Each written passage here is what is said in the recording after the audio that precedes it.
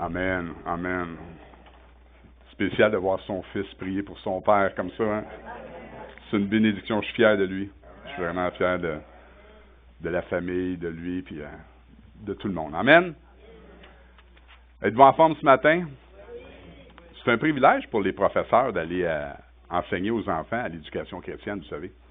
C'est vraiment, on a fait ça plusieurs années, moi et mon épouse, et on a des bons souvenirs de l'éducation chrétienne. Je me souviens une fois en particulier, on avait des enfants de 8, 9, 10 ans à peu près, et on est là pour les enseigner, pour leur montrer des choses. Et un des versets que j'aime beaucoup dans la parole de Dieu, que j'étais en train de leur enseigner, c'est « Je suis une créature merveilleuse de Dieu ». J'aime beaucoup ce verset-là, moi. Parce que j'y crois vraiment. Et là, on enseignait ça à l'éducation chrétienne, et là, il y a un enfant, un petit garçon de 8, 9, 10 ans, il lève sa main. Il dit, Sylvain, c'est écrit dans la Bible, ça? Je dis, oui, c'est écrit dans la Bible. Ah, il dit, ma mère, elle le connaît pas. Fait que vous voyez, on est là pour les enseigner afin qu'ils puissent vivre quelque chose de particulier. C'est un privilège. Amen. Il y a des beaux moments comme ça à l'éducation chrétienne. Amen. Amen. Ce matin, j'avais vraiment ce passage-là à cœur à vous apporter. Amen. Le titre de mon message ce matin, c'est que c'est pour cela qu'il est venu. Le texte de ce matin qu'on va lire se trouve dans Luc chapitre 4, versets 14 à 30. J'aimerais qu'on puisse se lever ensemble pour la lecture, si ça ne vous dérange pas. Luc chapitre 4, versets 14 à 30.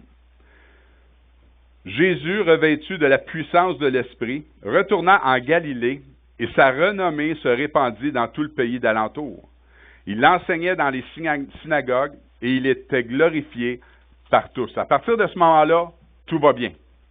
Il se rendit à Nazareth, où il avait été élevé, et selon sa coutume, il entra dans la synagogue le jour du sabbat. Il se leva pour faire la lecture, et on lui remit le livre du prophète Ésaïe. L'ayant déroulé, il trouva l'endroit où il est écrit « L'Esprit du Seigneur est sur moi, parce qu'il m'a oint pour annoncer une bonne nouvelle aux pauvres. Il m'a envoyé pour guérir ceux qui ont le cœur brisé, pour proclamer aux captifs la délivrance, et aux aveugles le recouvrement de la vue, pour renvoyer libres les opprimés, pour publier une année de grâce du Seigneur. » Ensuite, il roula le livre, le remit au serviteur et s'assit. Tous ceux qui se trouvaient dans la synagogue avaient les regards fixés sur lui.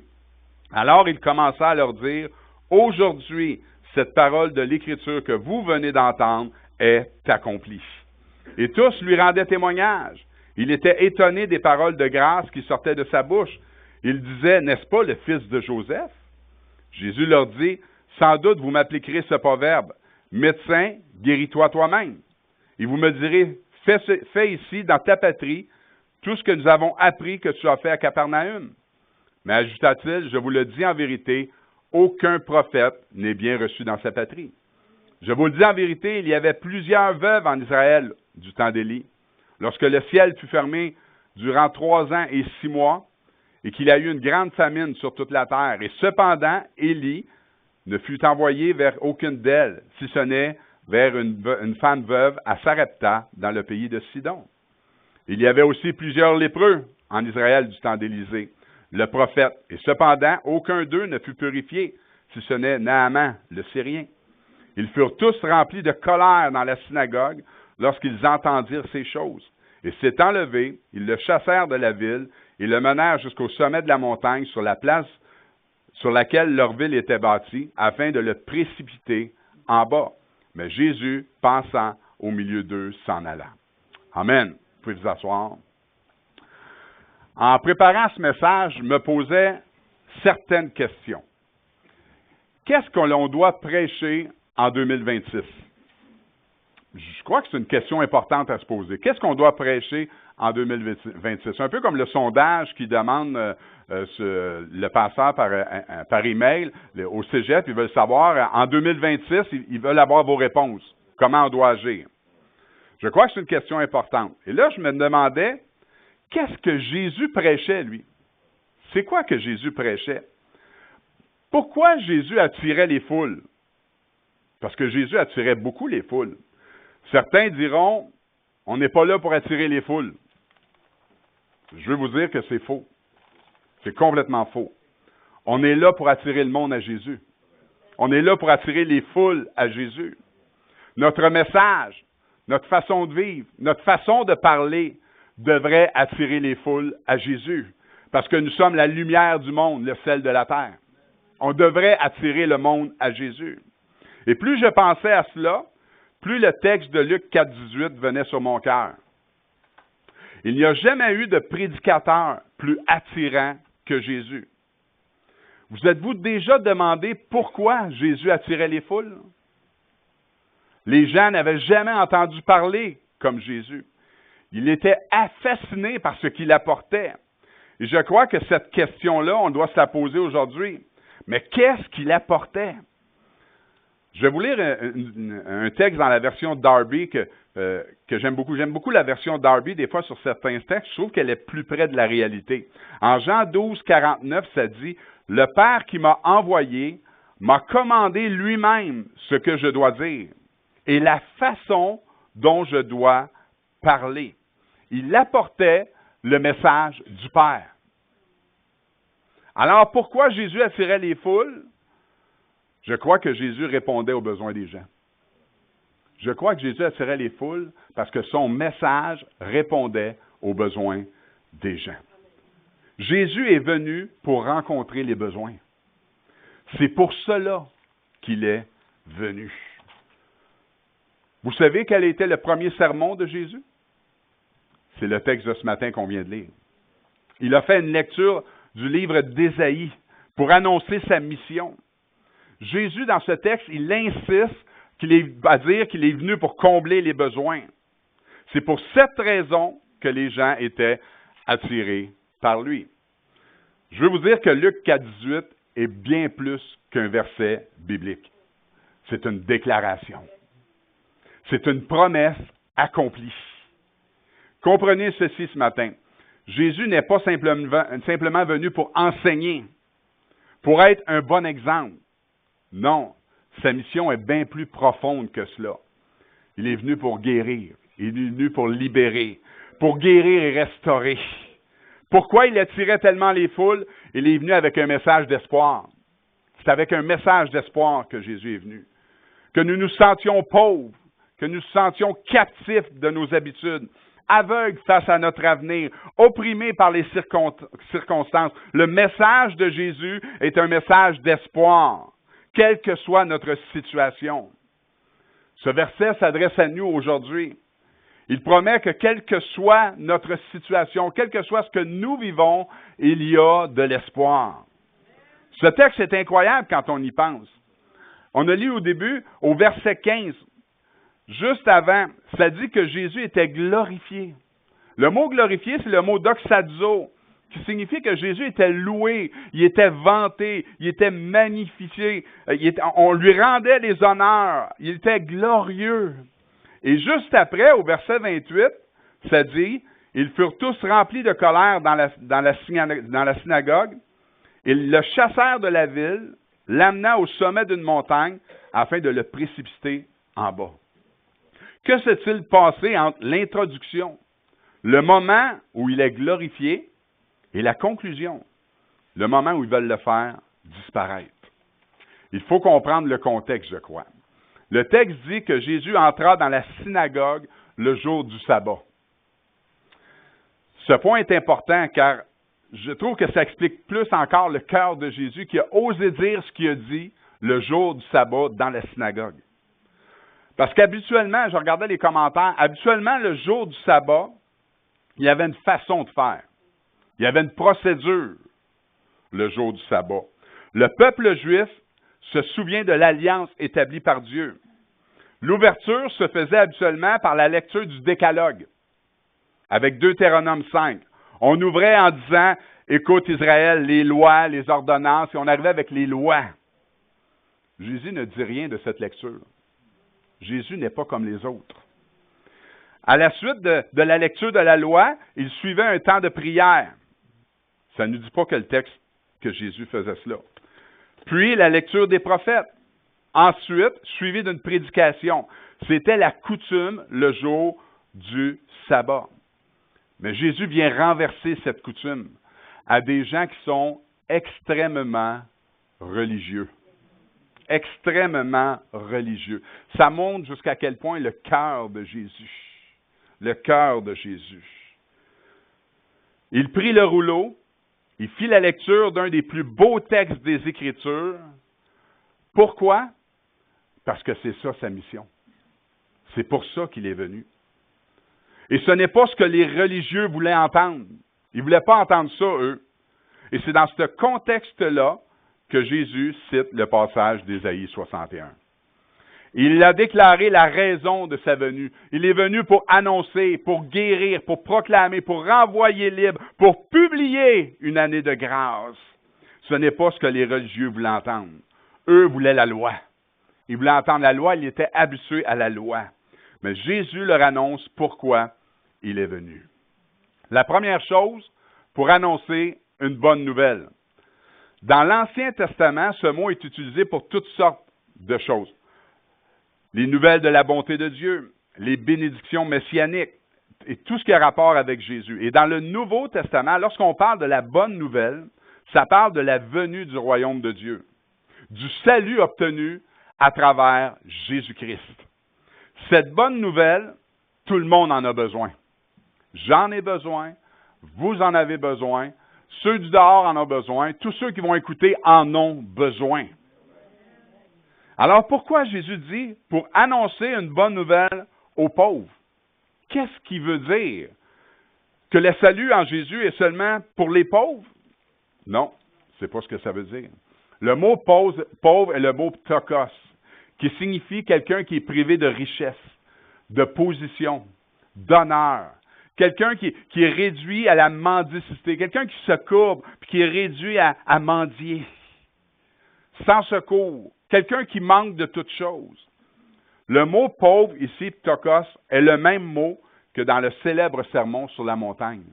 Au moment où ce que Jésus dira sur les béatitudes, « Heureux les pauvres en esprit, car le royaume des cieux est à eux. » Ce qu'il est en train de dire, c'est que les pauvres, c'est l'attitude à avoir. C'est l'attitude qui compte. Le salut en Jésus-Christ est une bonne nouvelle pour ceux qui ont l'humilité de le reconnaître. Pour ceux qui réalisent qu'ils sont sans secours. Pour ceux qui réalisent qu'ils sont privés de richesses spirituelles. Pour ceux qui reconnaissent que la bonne nouvelle, c'est le salut en Jésus-Christ. Ceux qui se courbent à la manière d'un mendiant. Ceux qui se courbent et qui disent « Seigneur, j'ai besoin de toi. » Tu vois ma situation, Seigneur. Tu vois dans quelle situation je suis, Seigneur. Je suis pauvre, Seigneur. Tu vois ma situation. Il y a juste toi qui peux faire quelque chose. J'ai besoin de toi. Tu vois l'épreuve que je vis. Tu vois l'épreuve à travers laquelle je passe. Je sais que toi, tu me comprends et je crie à toi. Tu vois comment j'ai mal à l'intérieur. Comment je souffre. Comment j'ai de la douleur à l'intérieur. Seigneur, moi, je suis comme un pauvre. Je crie vers toi. Je viens vers toi, Seigneur, en te demandant du secours. J'ai besoin de toi. J'ai besoin d'aide. Viens à mon secours. Comme un mendiant, je viens devant toi. Je reconnais que j'ai rien. J'ai rien. Je dépends de toi. Je reconnais, Seigneur, que je suis sans force. Je reconnais que tu es mon sauveur. Je reconnais que sans toi, je ne suis rien. La première chose que Jésus dit, c'est l'Esprit du Seigneur est sur moi parce qu'il m'a oint pour annoncer une bonne nouvelle aux pauvres. Le mot « qu'il » est le mot « eneka » qui dit « à cause de », pour l'amour de, pour cette cause. Jésus est venu pour cette cause. Il est venu pour l'amour. C'est pour cette cause qu'il est venu, apporter le salut à tous ceux qui seront s'humilier, de le reconnaître comme Sauveur et Seigneur. C'est ça la bonne nouvelle. C'est ça la bonne nouvelle. Jésus est venu apporter le salut. Le monde a besoin d'entendre la bonne nouvelle aujourd'hui. Le monde a besoin d'entendre parler de Jésus, a besoin d'entendre parler du pardon des péchés. Il sait pourquoi il est venu souffrir sur la croix. Il sait pourquoi il est venu verser son sang sur la croix. C'est pour le pardon de nos péchés. Et nous devons le reconnaître. Et nous devons se courber devant lui, puis reconnaître que nous sommes pauvres, que nous avons besoin de lui, que nous sommes dans une attitude de mendiant totalement dépendant du Maître et du Sauveur. C'est ça l'attitude qu'on doit avoir. Il est venu apporter le salut à ceux qui ont l'humilité de le reconnaître. C'est pour cela qu'il est venu. C'est ça le titre du message. C'est pour cela qu'il est venu. Il m'a envoyé pour guérir ceux qui ont le cœur brisé. La Bible est d'actualité. Elle est vraiment d'actualité. Elle a été écrite des milliers d'années auparavant, puis je vous garantis qu'il y a encore plein de gens qui ont le cœur brisé aujourd'hui. La Bible est d'actualité. Le mot guérir est le mot ia-o-maï, qui signifie soigner, guérir, raffermir, consolider. Et le mot briser est sondribo, qui signifie briser, casser en morceaux, fracasser, mettre en miettes. Plein de gens autour de nous, plein de gens ont le cœur brisé. C'est le mal du siècle. On est entouré de plein de gens qui ont le cœur brisé. Je me suis mis à penser à plein de gens autour de moi qui avaient le cœur brisé. Il y a un peu plus d'un an, à mon travail, il y a un gars dans les bureaux que j'avais souvent affaire avec, souvent à parler avec. Et j'avais trouvé qu'il était devenu un petit peu différent à la fin des temps, puis je venais de lui parler dans la semaine. Je voyais qu'il avait changé. On arrive le lundi à la shop, il n'est pas là. Le mardi, il n'est pas là. Au travail, c'était pas son habitude. Les dirigeants au travail ont décidé d'envoyer quelqu'un à sa maison. Il y a quelqu'un qui est arrivé là et dans la vitre, c'était écrit « N'entrez pas, appelez la police ». Et lorsque les gens ont entré, ils s'étaient suicidés. J'ai eu mal parce que je l'ai vu. Je l'ai vu dans la semaine. J'ai comme rien fait. On est plein de gens autour de nous qui ont le cœur brisé. Plein de gens autour de nous. Au mois de septembre dernier, un confrère de travail avec qui j'ai travaillé durant 35 ans au moins avec lui, il avait pris sa retraite il y a quelques années. J'étais attristé d'apprendre son décès. Je le connaissais, je sais quelle sorte de vie qu'il menait, quelle sorte de personne il était. Et il a pris sa retraite durant la pandémie, il avait peut-être 72, 73 ans. Et j'étais allé voir son avis de décès. C'était écrit sur l'avis de décès, selon les vœux de monsieur, il n'y aura pas de cérémonie. Une inhumation aura lieu en toute intimité à une date ultérieure. Je sais quel genre de personne c'était. C'est quelqu'un qui avait aucune valorisation pour lui, quelqu'un qui avait des péchés apparents, qui n'attirait pas le monde. C'est quelqu'un qui était solitaire, divorcé, ça allait pas bien dans sa vie, dans aucun niveau de sa vie, ça allait bien. Et là, de voir ça, qu'il meurt seul, la tristesse, le cœur brisé que le gars devait avoir, ça devait être incroyable. Un ancien confrère de travail, au mois d'octobre, qui vient de passer, a décidé de mettre fin à ses jours par la pendaison. 58 ans. 58 ans. Et là, je parlais avec quelqu'un qui le connaît, il disait, ah, tu sais pas la vie qu'il a eue, comment il a eu de la misère, comment il était brisé, ce gars-là, puis qu'il avait de la misère. Plein de gens autour de nous. Plein de gens ont le cœur brisé. Peut-être qu'il y a des gens dans cette église ce matin qui ont le cœur brisé. Pour toutes sortes de raisons. La vie nous brise. Si on brise une tasse, si on brise un jouet, ce n'est pas un problème qui est sans solution. Parfois, il peut y avoir des coups, mais il y a toujours une solution. Mais un cœur brisé, il y en a plusieurs qui pensent qu'il n'y a pas de solution. C'est faux. C'est faux. Jésus est venu guérir les cœurs brisés. Jésus est venu guérir les cœurs brisés. Il a été envoyé pour ça, pour raffermir, pour soigner ce qui est brisé en morceaux, le cœur qui est déchiré, qui est brisé en morceaux. Jésus est venu le raffermir. Il est venu le soigner. Le monde a besoin de le savoir. Nous avons besoin de le savoir. Peut-être que c'est toi ici. Tu as besoin de le savoir. Je ne vous connais pas. Je ne sais pas dans quel état vous êtes aujourd'hui. Quelle semaine vous avez passée. On pourrait être surpris parfois de connaître les blessures de ceux qui sont à côté de nous. Des douleurs qu'ils ont. Je ne connais pas par quelle souffrance certains passent. Mais je peux juste vous dire une chose. Jésus est venu guérir les cœurs brisés. Jésus est venu guérir ce que la vie a cassé. Jésus ne méprise pas le cœur brisé. Au contraire, il veut le relever, le guérir, le réanimer.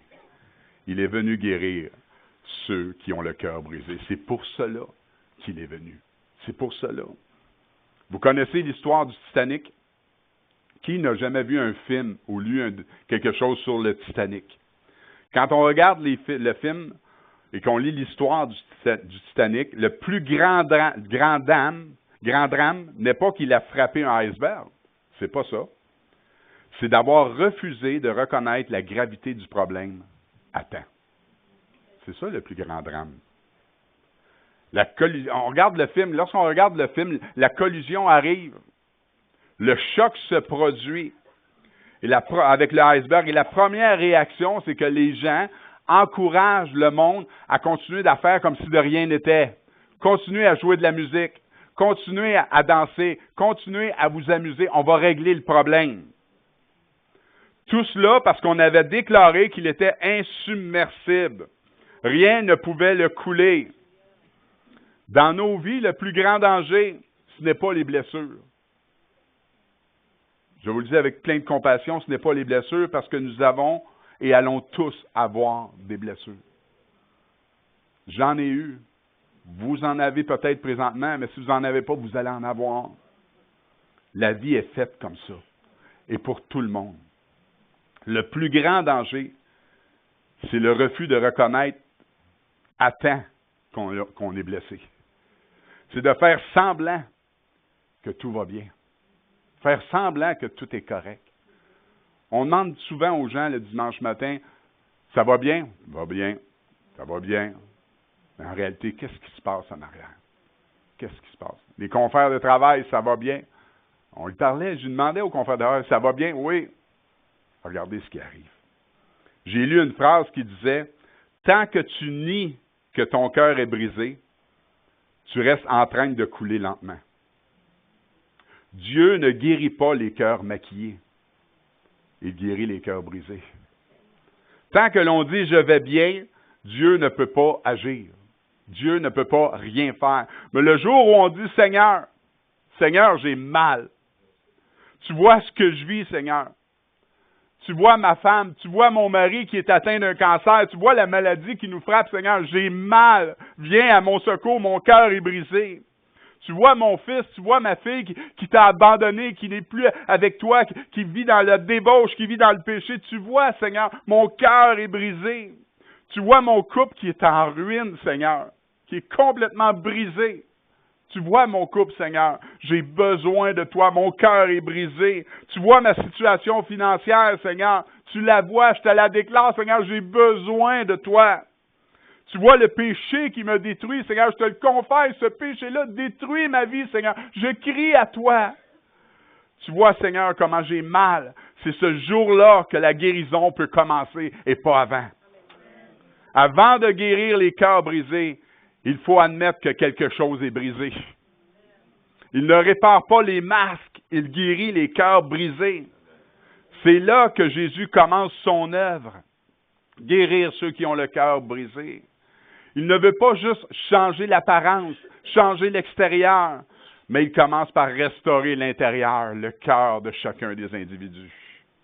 Le monde est rempli de cœurs brisés, de cœurs en morceaux, de cœurs déchirés. Et Jésus dit, je veux restaurer. Moi, il dit, je veux réparer, je veux relever ceux qui ont le cœur brisé. C'est pour cela qu'il est venu. Alors ce matin, quelle que soit ta situation, je veux te dire que Jésus est venu guérir les cœurs brisés. Il est venu guérir ceux qui ont le cœur brisé. Il est venu pour proclamer aux captifs la délivrance. Le mot proclamer est le mot kérouzo, qui signifie être un héros. Proclamer à la manière d'un héros. On voyait ça souvent dans des films. Oyez, oyez! À la manière d'un héros, on déclarait des choses. J'aurais la voix pour faire ça, moi. À la manière d'un héros. On retrouve ce mot 61 fois dans le Nouveau Testament. Avant même le Nouveau Testament, le héros avait différentes fonctions. Il convoquait les gens pour lire une déclaration des autorités. Il était le porte-parole. Il portait des déclarations de guerre. Il publiait la paix. Il donnait le signal pour des combats. On considérait le héros de messager des plus importants. Alors Jésus est venu à la manière d'un héros, apporter le message le plus important. Et il veut que tous l'entendent. Alors, à la manière d'un héros, il veut le proclamer, le crier aux captifs, la délivrance. Le mot délivrance est le mot aphésis, qui signifie libérer de l'esclavage ou de l'emprisonnement, oubli ou pardon des péchés. Et j'aime la suite. Il signifie considérer comme n'ayant jamais été commis. Considéré comme n'ayant jamais été commis. Pour proclamer, pour crier à la manière d'un héros que le péché n'a jamais été commis si tu te tournes vers moi. Il n'a jamais été commis. Il nous est difficile parfois de comprendre toute la puissance de ce que Jésus est venu dire, de ce que Jésus est venu faire. Proclamer aux captifs la délivrance. Comment bien comprendre le mot délivrance? J'ai amené quelques petites choses pour expliquer ce matin. J'ai amené mon téléphone, je viens jamais avec mon téléphone en avant, j'ai amené mon téléphone et j'ai amené un cache-cou. OK? Le téléphone représente le péché. Pour proclamer aux captifs, ceux qui sont captifs du péché, la délivrance. Ici, ça représente le péché. Ce que le monde fait souvent avec, c'est on le couvre. On le couvre. De toutes sortes de façons. Par des mensonges, par des choses non avouées ou toutes sortes de choses. Et lorsqu'on enlève la couverture, mais il est toujours là. Il est toujours là. Ça n'a rien changé. Ça n'a rien changé à l'intérieur de la personne. Mais ce que le texte dit, là, ce que Jésus est venu faire, là, c'est qu'il est venu enlever, comme n'ayant jamais existé. Alors le péché était là. Et quand on enlève, il n'est plus là. Il n'est plus là. Ce que Jésus est venu faire, là, c'est de libérer les captifs, les délivrer les captifs, les rendre libres. Et le péché n'existe plus. Il n'est plus là. Celui que le Seigneur libère est vraiment libre. Libre.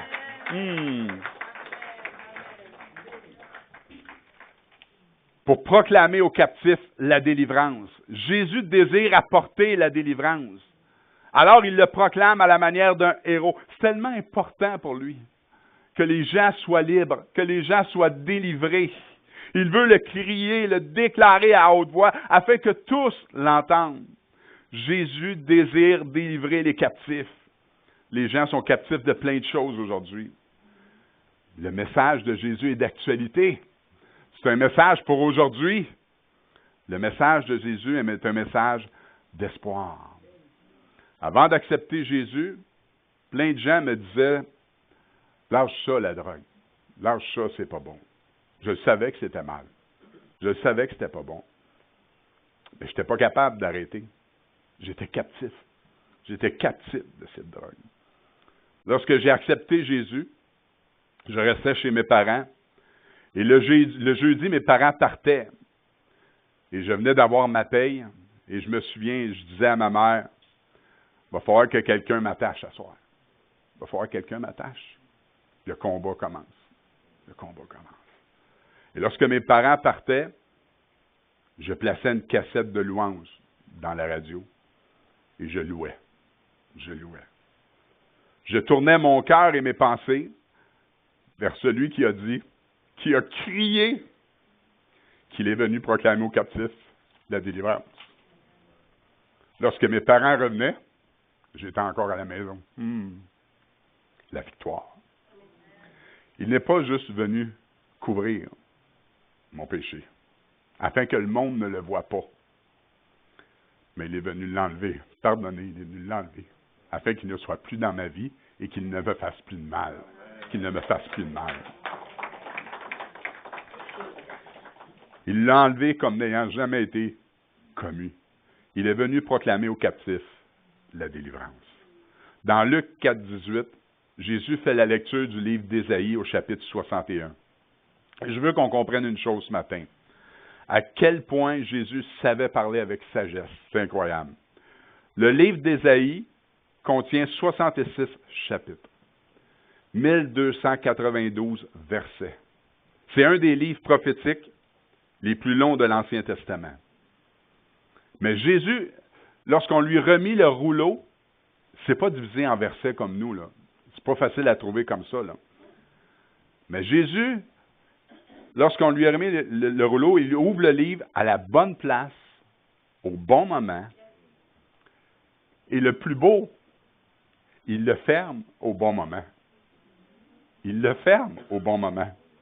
Le moment qu'il ouvre le livre, l'endroit est magnifique, le texte est magnifique. Mais le moment où il le ferme est également magnifique. Dans Luc qu'on vient de lire, Jésus arrête pour publier une année de grâce du Seigneur. Il ne continue pas pour prononcer les mots terribles du prophète qui suivait dans Ésaïe 61. Dans Ésaïe 61, le texte continuait en disant « Et un jour de vengeance de notre Dieu ». Pourquoi Jésus a arrêté là? Il savait ce qu'il faisait.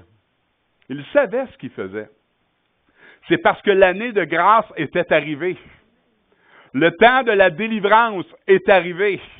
Le temps de la prédication de la bonne nouvelle aux pauvres était arrivé. Le temps que les cœurs brisés devaient être guéris est arrivé. Jésus ferme le livre parce que le temps du jugement n'était pas encore arrivé. Ce qui est arrivé, c'est le jour de grâce, le jour de joie, le jour de la paix, l'année de grâce qui est arrivée. Et l'année de grâce signifie pas une journée, c'est un temps. Alors, je reviens à ma question du début. Pourquoi Jésus attirait les foules? Parce qu'il est venu présenter l'amour de Dieu, l'amour du Père, par ses paroles, par ses œuvres, par ses miracles, par sa miséricorde. Jésus attirait les foules parce qu'il rencontrait les besoins des gens. Et la question que je me pose parfois aujourd'hui, en 2026, est-ce que l'Église est-ce que l'Église attire les gens? Est-ce que nous, notre vie personnelle, nous attirons les gens? Est-ce que notre message attire les gens? Est-ce que nos actions attirent les gens? Nos actions doivent rencontrer les besoins des gens.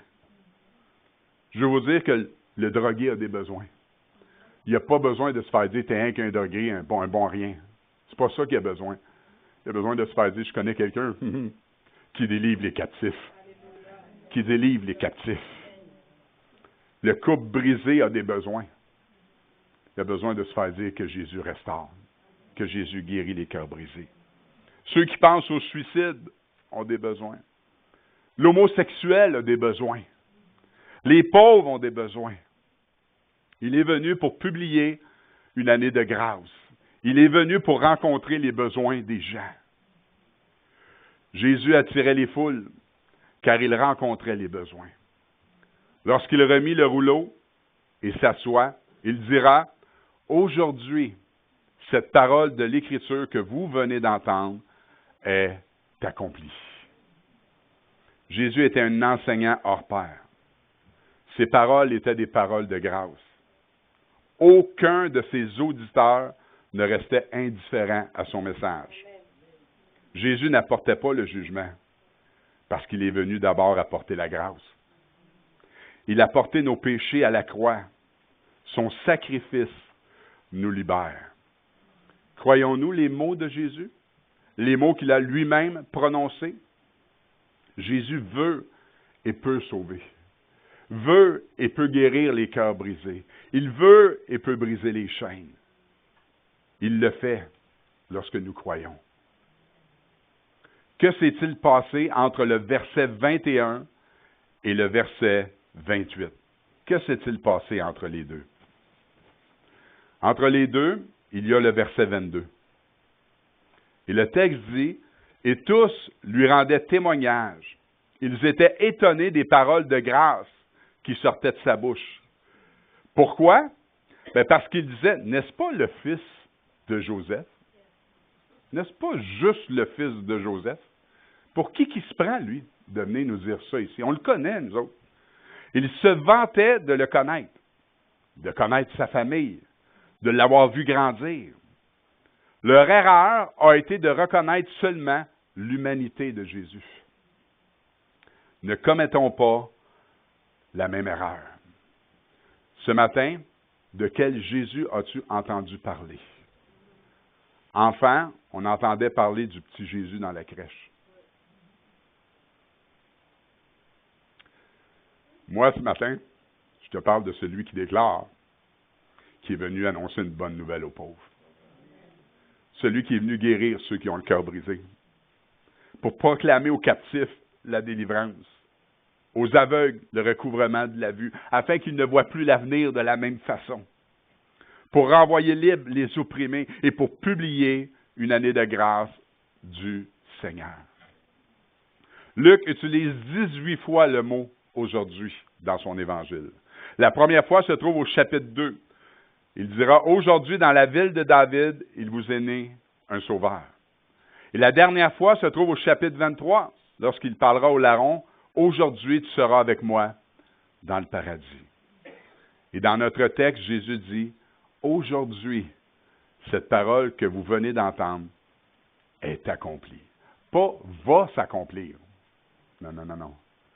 Est accomplie. Et cette parole est pour nous.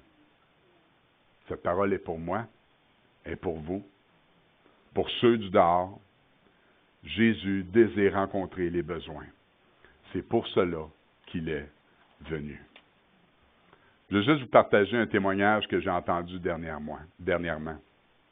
Le pasteur Carter Conlon, il prêchait la parole il y a plusieurs années. Il était pasteur au Canada. Et vers l'âge de 35-37 ans, il a vécu un burn-out, un épuisement total, plus capable de rien faire, plus capable d'avancer. Et pendant plusieurs mois, il disait à Dieu, « Pourquoi moi? Pourquoi moi? » Il avait le cœur brisé. Il croyait qu'il était appelé à faire des grandes choses. Puis il avait le cœur brisé. Il prêchait à des gens et tout, mais il était complètement épuisé. Il dit qu'il dormait des 12 à 14 heures par jour. Jusqu'au moment où le Seigneur lui dit, « Va, reprends ton chemin. Va, reprends ton chemin. » Alors, lui qui avait arrêté de lire la Bible, qui avait arrêté de prier, il recommence à lire un verset tranquillement et un autre, à prier 5 minutes. Mais là, il pense que Dieu n'a plus rien pour lui, plus de projet, plus rien pour lui. À un moment donné, il y a un groupe de maison où ce qui était, qui lui demande, « Pourrais-tu venir apporter un message à la maison? » Alors, il dit, « Oui, il dit, je vais y aller. » Il dit, la première fois, il le fait pendant 5 minutes, 5-10 minutes, puis il dit, « Excusez, je suis épuisé, je suis vidé, j'ai apporté ce que j'avais apporté, puis je suis plus capable. » Alors, il le fait à plusieurs reprises, jamais capable d'être debout, toujours assis, pas capable de se tenir debout. Mais avec le temps, tranquillement, il reprend des forces. Et après un certain temps, il reçoit un appel téléphonique. C'est David Wilkerson qui l'appelle. Il lui dit, « J'ai entendu une de tes cassettes, un de tes messages sur cassette. Et j'aimerais que tu viennes apporter la parole à Times Square Church. Parce que Dieu avait dit à David, j'ai trouvé mon homme qui va te succéder. » Aux États-Unis, il y a des milliers de pasteurs, de prédicateurs qui auraient pu prendre la place. Mais Dieu dit à David Wilkerson, il y a un homme qui a été brisé. Et c'est lui que Dieu a choisi parce qu'il guérit les cœurs brisés. Au moment où tu as le cœur brisé, parfois tu penses qu'il n'y a plus rien à faire. Tu penses que Dieu ne fera plus rien avec toi. Jésus guérit les cœurs brisés. Et si on dit qu'il guérit, c'est qu'il guérit. Et pas à peu près. Il le restaure, il le relève. Le titre de mon message est « C'est pour cela qu'il est venu ». Apporter l'espoir où il y a le désespoir. Apporter la liberté où il y a la captivité. Apporter la guérison à tous les cœurs brisés. Après avoir lu le texte, Jésus remet le rouleau au serviteur et dit, « Aujourd'hui, cette parole de l'Écriture que vous venez d'entendre est accomplie. » C'est comme si moi, ce matin, c'est comme si je vous dirais, je ferme le livre, je vous le remets et vous dis, pour toi, pour ta vie, pour ton histoire. La promesse est accomplie. Est accomplie. Et c'est à vous de le prendre, le livre. Aujourd'hui, cette parole de l'Écriture que vous venez d'entendre est accomplie. C'est pour cela qu'il est venu. Alors ce matin, quelle que soit ta situation, quelle que soit ton histoire, je peux juste te dire que Jésus veut rencontrer ton besoin. Il le veut. C'est son désir. C'est son désir. C'est pour cela qu'il est venu.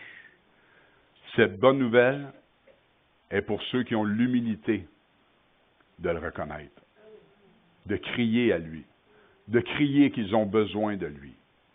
Et à ce moment-là, les portes du ciel vont s'ouvrir. Les portes du ciel.